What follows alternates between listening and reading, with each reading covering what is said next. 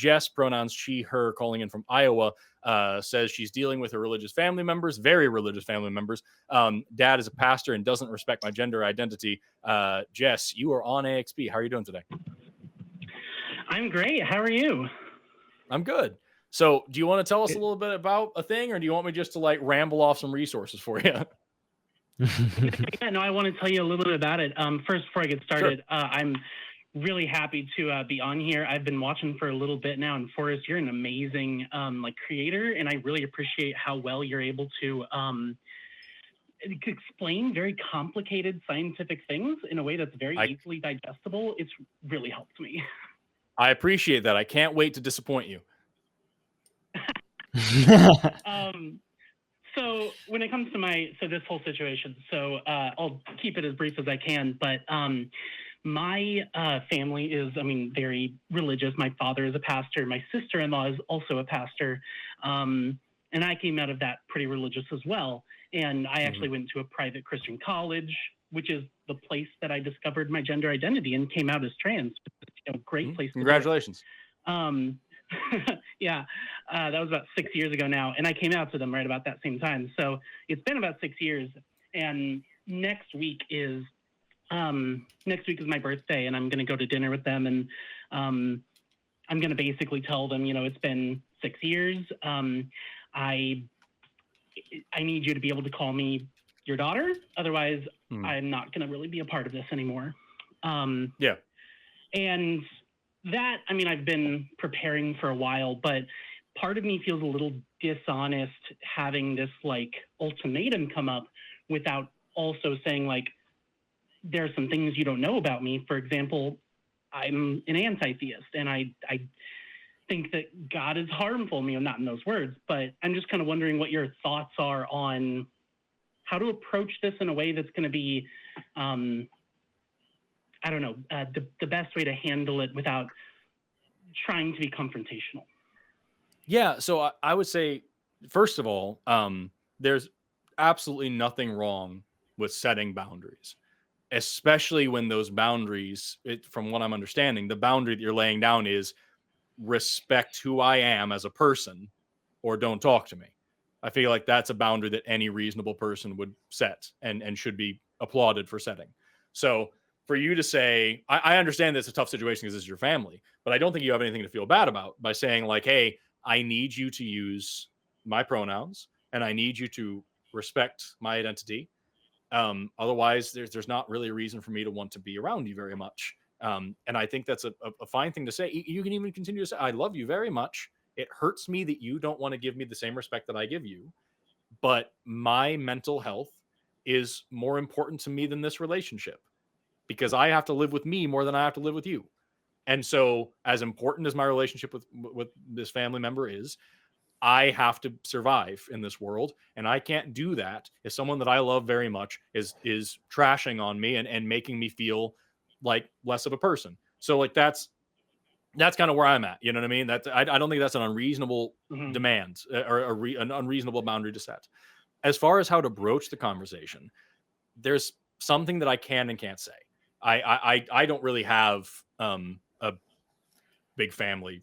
I don't really have any family at all from my birth. My family is what I married into. My wife has a big family, and that's great. But I don't have a tremendous amount of experience with that sort of thing to speak to. But what I can say is that number one, you have science on your side, and I'm going to prove that here in a minute. I'm going to read some stuff that I think is pretty important.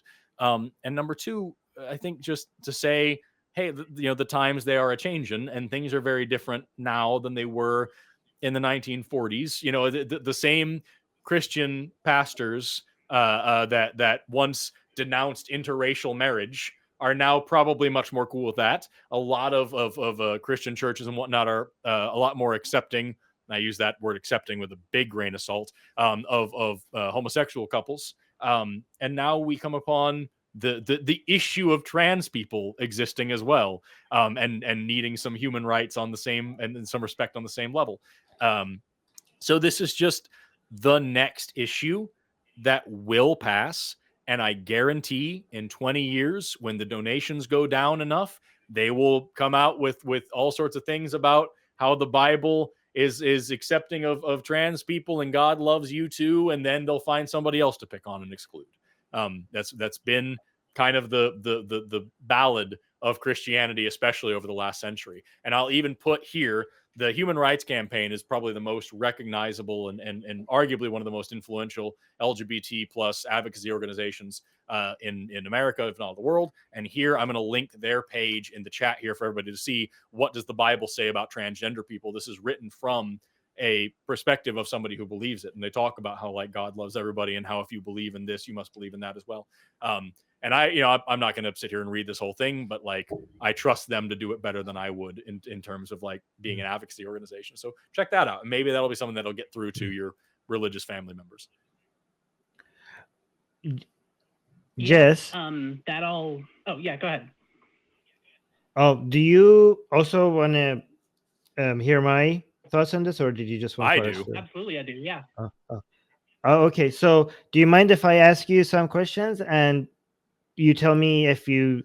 I don't know if my questions are going to be stuff that you want to answer or not. So, if I ask anything that is uncomfortable, just tell. Is that okay? You could just tell me that you don't want to answer them. Is that okay? Yeah, feel free. Okay. So, I'm just not gonna assume anything. So the reason why I'm asking is because I don't want to make any assumptions, right? So do you enjoy spending time with your family? Is that something you want? Well enough. Yes. When I'm able to feel more comfortable. Lately, it's been a little more like, I have to put on a little bit of a show to be around them, and I don't enjoy that. And that's part of what I'm trying to cease. Right. But you prefer if it was possible to be with them. If they didn't make you uncomfortable, you would prefer to be able to keep hanging out with them, correct? Yeah. Yes. Okay. So, and you also prefer for them to accept your gender identity. That's obviously something you prefer, right? You just already said that, so I don't need to make that assumption, right? And then the third one, do you also care much about them accepting? You mentioned being anti-theist. Is that something that is part of this whole? Okay. Do you want them to accept you for that as well? Yeah, I mean, it's connected. It's kind of more along the lines of like, I don't really want to like have to be the only person in the room keeping my mouth shut, about things when they start talking about religion, or, like when my mom invites me to Christmas Eve service and it's like, yeah, no, I really don't want to go. Like, I'm not interested. Right. And it's be more like, I'd love to be on the lines of just accept that this is going to be something that I believe, and I'm not going to push you on it, and you're not going to push me on it, and we can all get along. I see. Okay. So let's say the first one, number one, the fact that you rather be able to keep spending time with them accepting your gender identity, number two, and number three, them not like bothering you with the fact that you're not religious or you're anti-theist. This is number three, right? So this is 1, 2, and 3. Yeah. How do you prioritize this? Like, which one is the most important? Like number one is more important to you, or number 2, or number 3? Like, what's the order here? Go 2, 1, 3.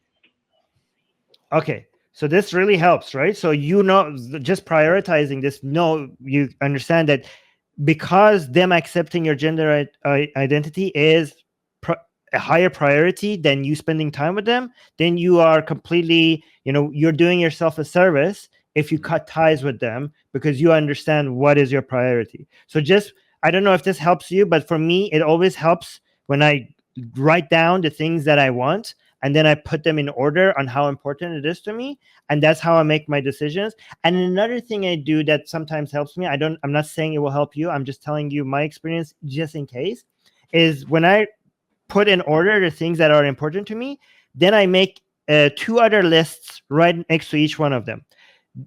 These are the things I want. Number 1, number 2, number 3. What are the things I'm willing to do for each one of them? So I want to spend time with them. What are the things I'm willing to do for it? I want them to accept my gender identity. What are the things that I make a list of the things that I'm willing to do for that goal. And the last one, I also make a list of that. And then I'll make another list. What are the things that I'm not willing to do? So for example, I want to spend time with my family. I would like that. But these are the things that I'm not willing to do to achieve that, right?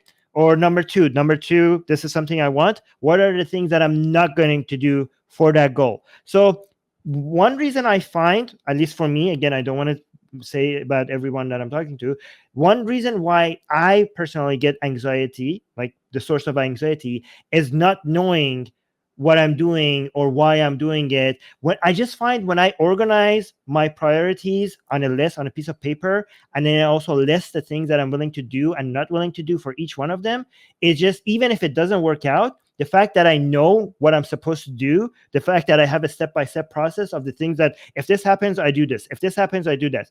I just know that I'm doing the right thing. I have a method, I have a process, and whatever the results are, I know I had a good methodology and I did the right thing. So come what may, whatever the results are.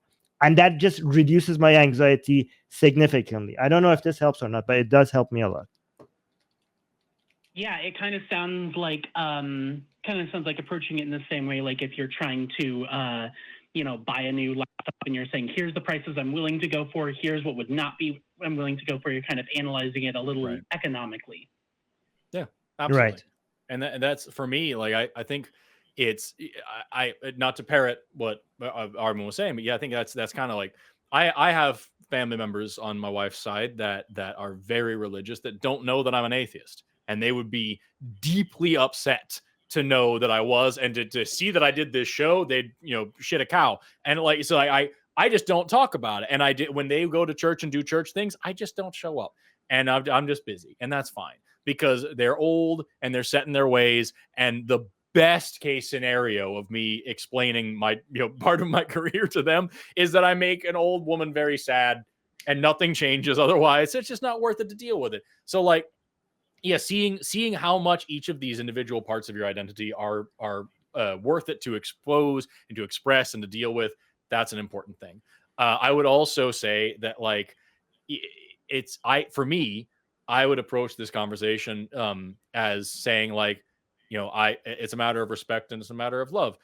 I don't believe in your God, and I believe that your religion is harmful, but I love you enough and respect you enough to not make a deal about it and let you do your own thing, because what's more important to me is spending time with you and having you in my life. That's very important to me. I hope you can do the same. You think that my belief is irrational and that I'm going to go to hell and all these things. Please love and respect me enough to let me make my own choice, and to not try to push me into anything any more than I'm trying to drag you out of a church. That's how I would go with it. But that's just me. Whatever you think is best from there is up to you. Yeah, no, that's very helpful. Yeah, I really just make sure not to use that same argument whenever you're talking about being trans, because then that fuels the fire of people saying, "Oh, yes, this whole trans thing is a religion, of course." Blah blah blah. Yeah, you gotta avoid that. You gotta see the bad arguments before they come. Yes. Yeah, and that's the problem is, my dad is a big debater. He used to teach English and was a debate coach when he was doing that. And so he loves to get into the debates with me. And, so when I first came out to him, he'd always have these like, well, but what if it's just that you're depressed and all this other stuff? And I'm like, I don't know, Dad, it's been 6 years. I think at this point, we're a little past. Is he a big debater or is he a big arguer? Because there's a big difference that I noticed, especially with parents like that. I think he likes to debate people he's on the same level with, but he doesn't view me at the same level. Of course. I don't know if this will help or not, but if it was me, I would ask him this, because it's fun to. I mean, it's not fun, but you could go the debating route and just proving him wrong route. But there's one thing I would personally do if it was me. I would ask him, Dad, do you want to win this debate, or do you want me to stay in your life? That's what it comes down to. That's really good. That's really good. That's a good one. Yeah. That's really good. Well, that's awesome. Why we hire you. That's why we pay you the big bucks, Armin. Volunteer. Yes. We'll double what you're being paid for this show. Get you a nice 2 times bonus there. Exactly.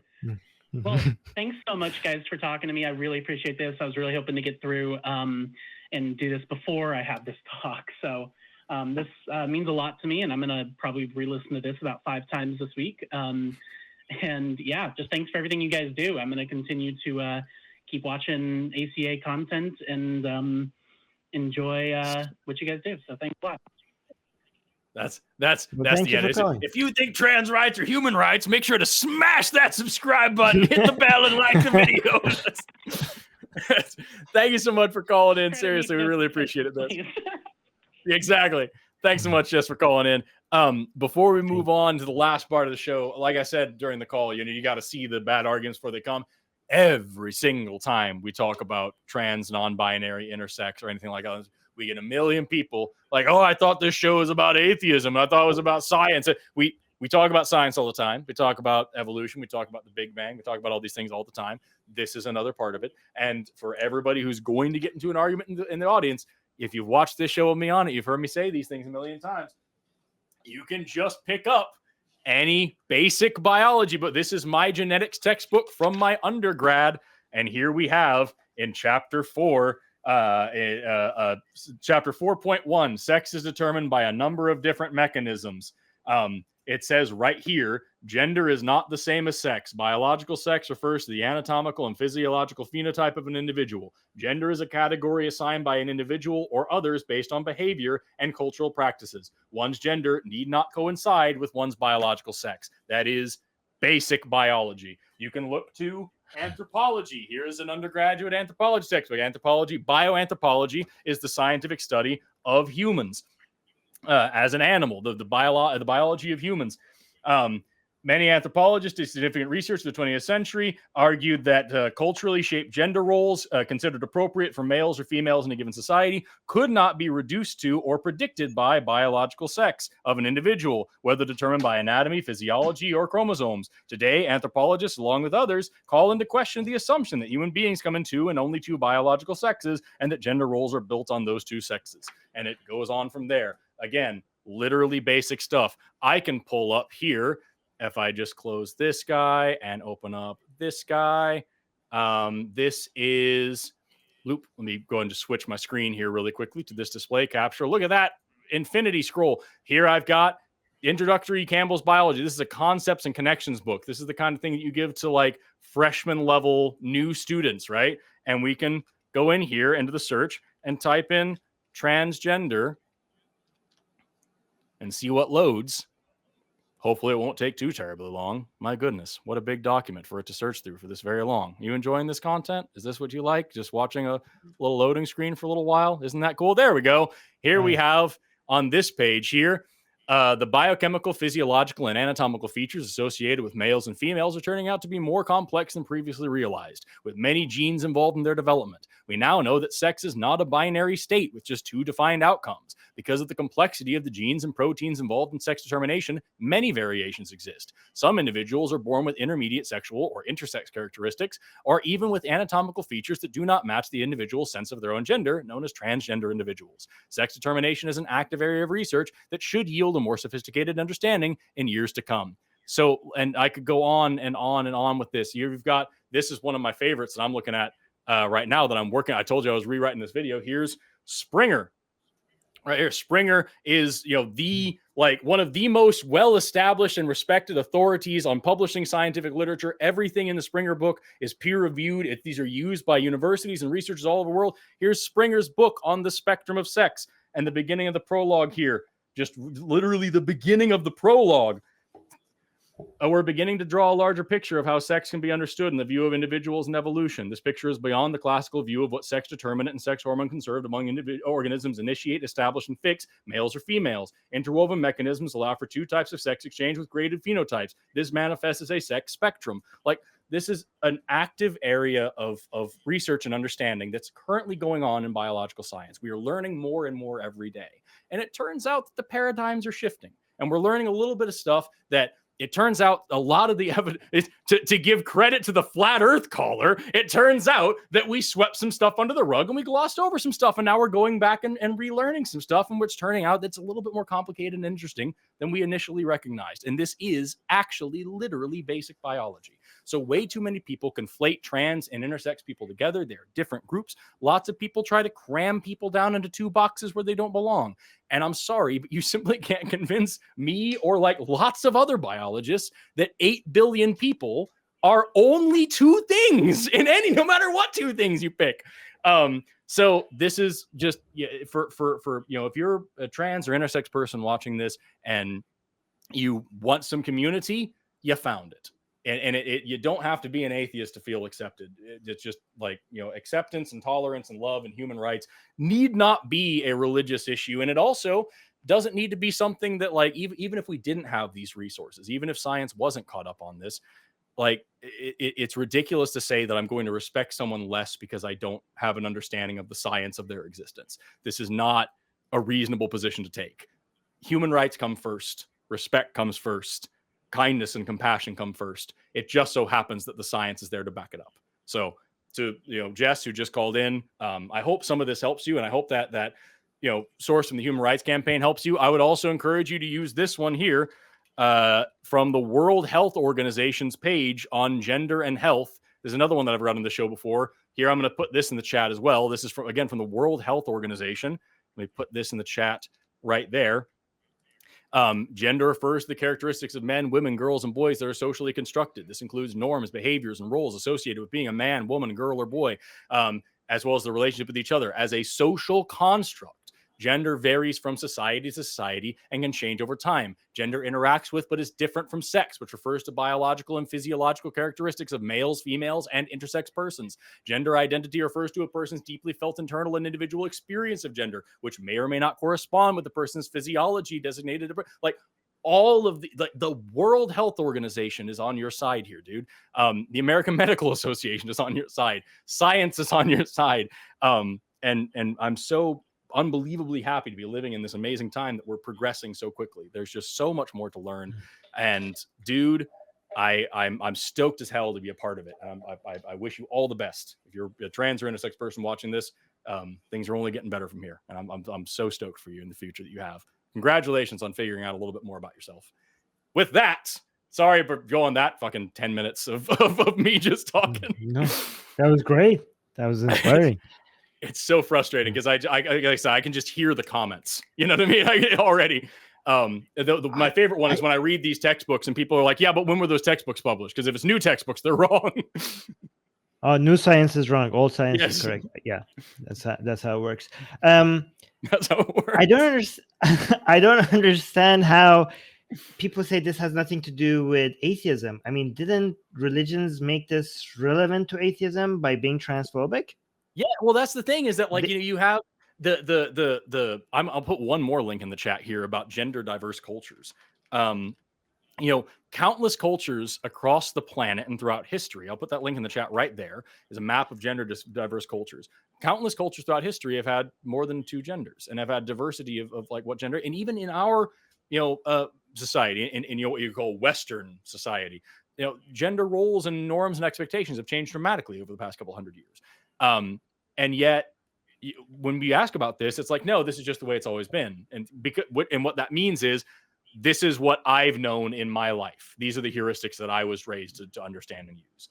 And like, you have to ask yourself, does it make more sense to say that the historical record of one particular society and one particular worldview and one particular one particular religion and how do you say culture bulldozing across the world and massacring people by the millions if they didn't convert to their worldview, the thing that we know happened, does it make more sense to say that resulted in this sort of dominant hierarchy and heteronormative cisgendered worldview?